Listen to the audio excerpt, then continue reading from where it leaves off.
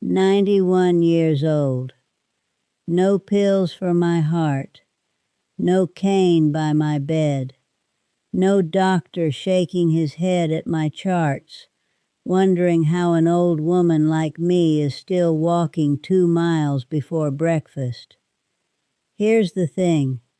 People ask me all the time, "What's your secret?" And I used to laugh it off. I'd say, "Oh, good genes, I suppose." But that's a lie. A comfortable little lie we tell ourselves so we don't have to look too closely at the truth. My mother died at 63, my father 68, so don't tell me it's genetics. It's not. Let me tell you what my grandmama told me when I was just 5 years old. Darling, always speak the truth. I was 53 years old, sitting in a hospital chair that wasn't even mine. I was there for someone else, and a doctor walked past me in the hallway. He didn't know I was listening. He said to a nurse quietly, "That one won't see 60. He wasn't talking about me, but something about hearing those words, it cracked something open in me, because I realized right there in that cold plastic chair that I had absolutely no plan, none. I was just drifting toward whatever came next, hoping for the best, same as everybody else. That night I went home and I did something so small, so ordinary, that if I told you right now, you'd think I was joking. You'd think, that's it? That's the big secret? But look, I'm 91. I still garden. I still remember my grandchildren's birthdays without writing them down. I still laugh so hard some days that my ribs ache the next morning. And whatever I did that night, decades ago, I never once stopped doing it. By the end of this video, I'm going to tell you exactly what it is, not some fancy supplement, not some diet with a foreign name you can't pronounce, something so simple. Most people walk right past it every single day of their lives without ever noticing it's there. But first, let me tell you a little bit about who I am, because I think you'll understand my secret a whole lot better once you know my story. My name is Bernice. I was born before television, before most of you had grandparents of your own. I raised 4 children, buried a husband I loved dearly, and outlived nearly every friend I grew up with. I've seen wars end. I've seen the world change so fast it made my head spin.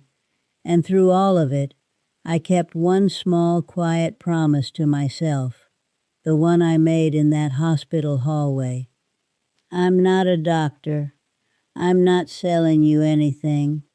I'm just an old woman who wants to sit with you for the next 10 minutes or so, like we're having tea at my kitchen table, and tell you what I've learned. Because here's the truth nobody tells you when you're young. Getting older isn't the tragedy people make it out to be. Losing yourself along the way, that's the tragedy. And I refuse to let that happen to me. So let's talk about how. Every single morning of my life, for almost 40 years now, I have done the same 3 things before I let one worry, one phone call, or one bit of bad news touch me. First, I open the window. Doesn't matter if it's snowing. Doesn't matter if my old bones ache.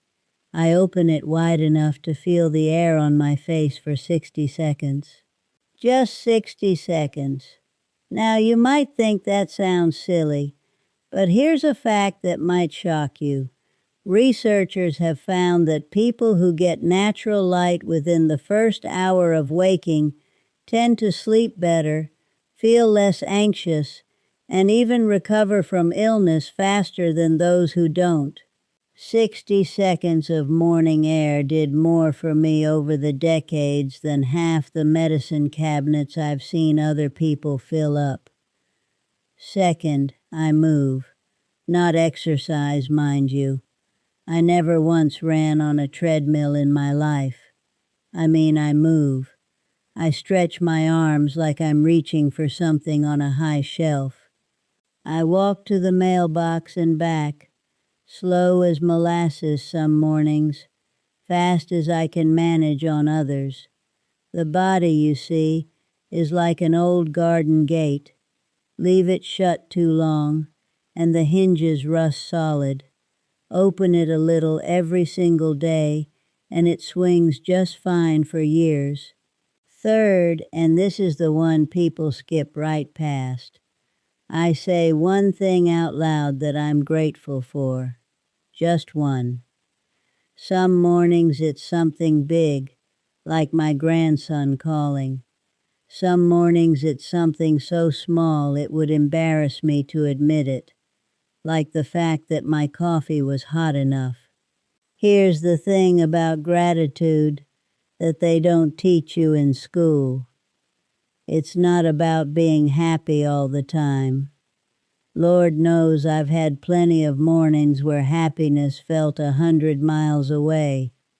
It's about training your mind, like a muscle, to look for the good before the bad has a chance to settle in and make itself at home.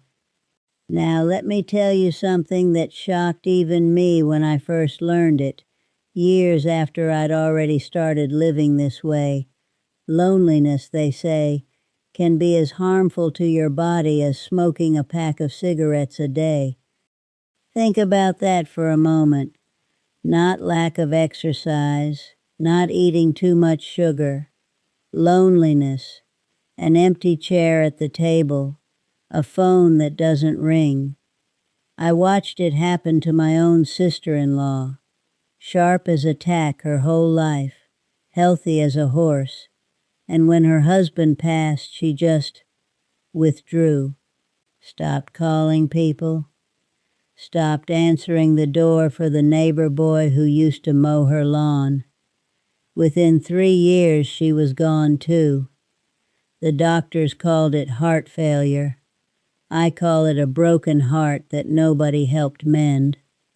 So after that hospital hallway moment I told you about, I made myself a rule.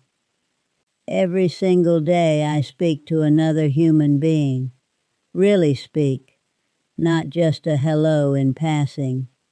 A phone call to my daughter.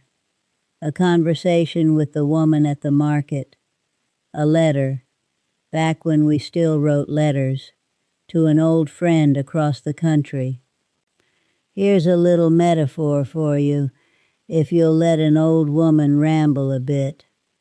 Think of your heart like a fireplace. A fire needs to be fed, or it goes cold, ember by ember, until there's nothing left but ash. Connection is the wood you feed it. Skip a day, and it's fine. Skip a year, and don't be surprised when you're sitting in the dark, wondering where all the warmth went. I made calling someone, anyone, as non-negotiable as brushing my teeth, and I truly believe, with everything in me, that this one habit alone added years to my life that no pill ever could. If this video is your cup of tea, make sure to hit the subscribe button to keep up with the new videos and help us continue to deliver helpful advice.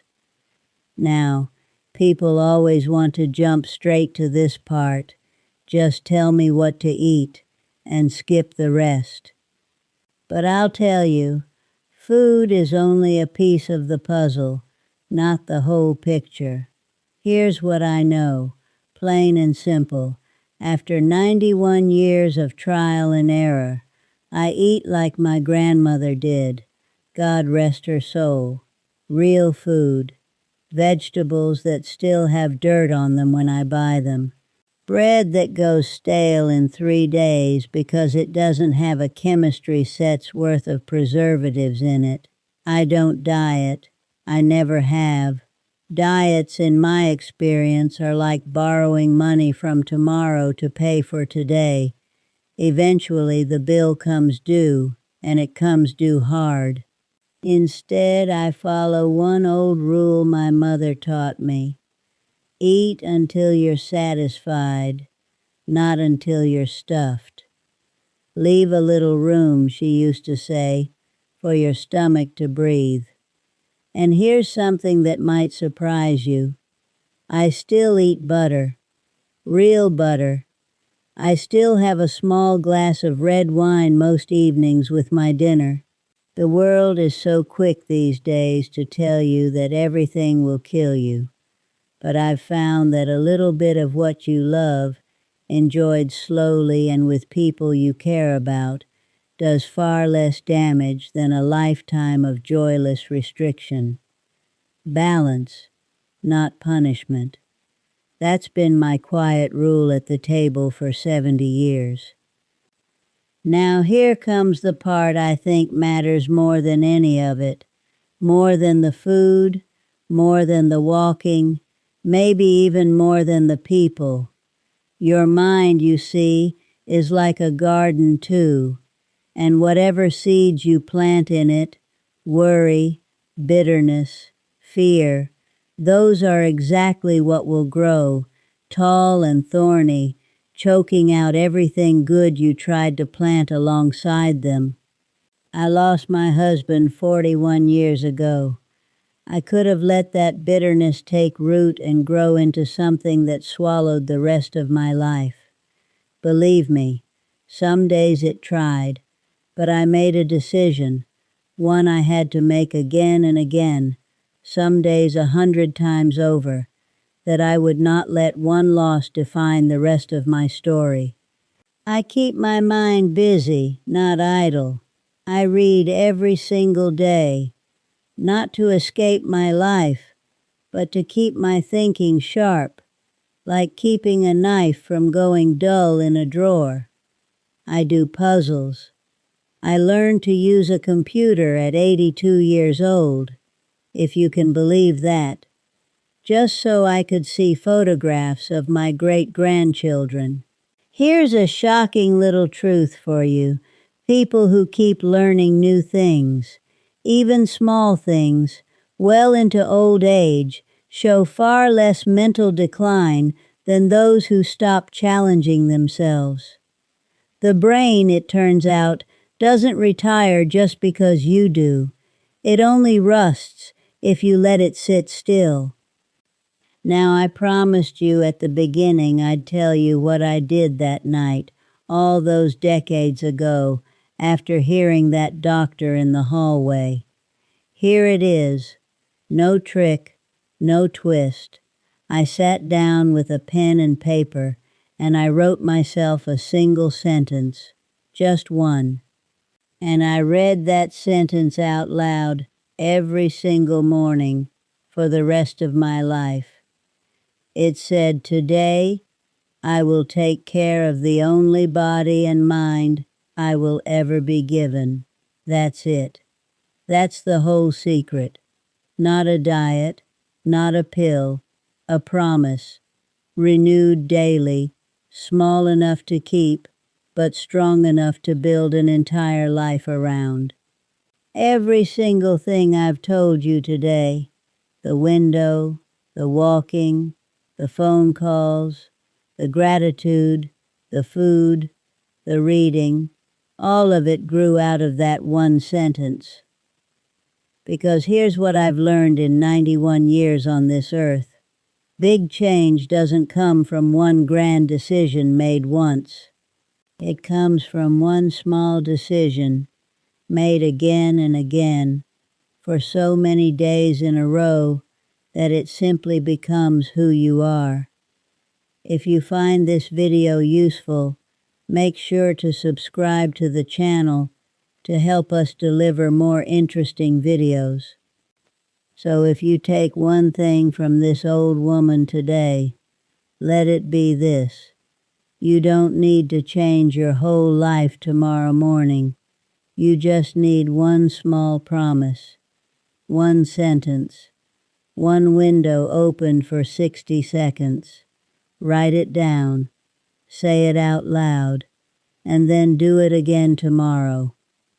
And the day after that, I can't promise you'll live to 91. Nobody can promise you that. But I can promise you this.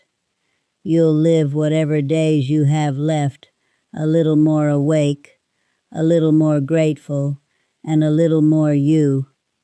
Now go on, open that window, and I'll see you next time, dear.